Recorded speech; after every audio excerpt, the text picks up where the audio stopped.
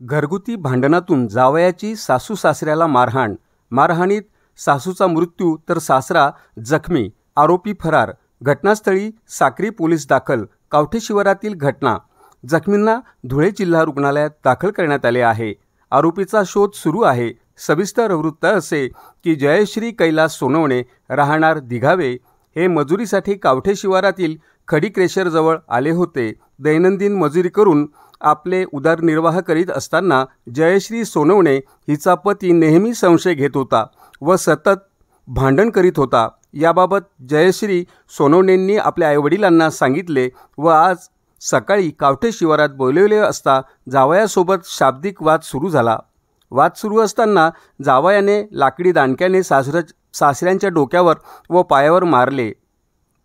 हे भांडण सोडवण्यासाठी सासू मध्यस्थ करीत असताना सासूच्या डोक्यावर देखील लाकडी दांडक्याने जोरात मारल्याने त्या जमिनीवर कोसळल्या व त्यांचा जागीच मृत्यू झाला.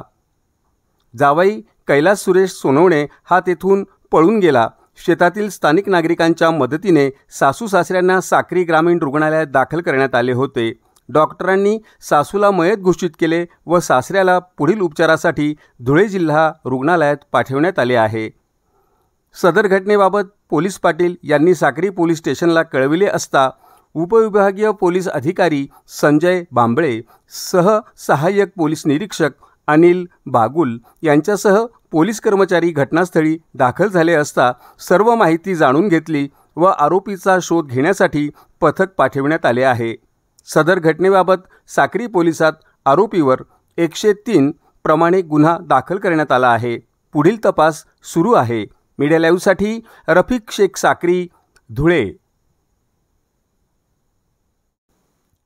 6/10/2024 रोजी सकाळी 10:30 वाजताच्या सुमारास आम्हाला कावठी येथील पोलीस पाटील श्री व्यवस्थित यांनी फोनद्वारे कळवले की कावठी शिवारामध्ये असलेल्या डांबराच्या प्लांटजवळ मारामारी झालेली आहे आणि त्यामध्ये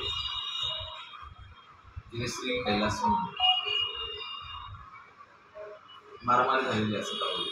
आम्ही तात्काळ पोलीस वाहनाने त्या ठिकाणी गेलो असता जयश्री कैलास सोनवणे वय 26 वर्ष यांनी असं सांगितलं की त्यांचे आई वडील राजेंद्र शांताराम मालचे आणि अरुणा राजेंद्र मालचे हे नवरा मारहाण प्रकरणी भांडण मिटवण्यासाठी आलेले घरी असं कळवलं. त्यावेळी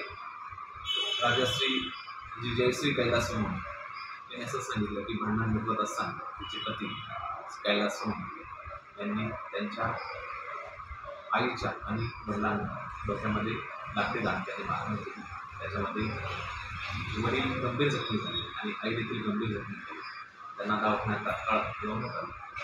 दवाखान्यात साखर येथून गेल्या असता आईला मयत घोषित झाली आणि वडिलांना पुढील उपचारासाठी धुळे येथे पाठवण्यात आले. वडिलांची तब्येत चांगली आहे आणि पुढील आम्ही सदर प्रकरणावरून आम्ही तात्काळ गुन्हा दाखल केला. साक्री पोलीस स्टेशन येथे 339/24 DNS ॲक्ट कलम 103 118 118 हे गुन्हा दाखल करण्यात आलेला आहे. आरोपीचा आम्ही शोध घेत आहोत.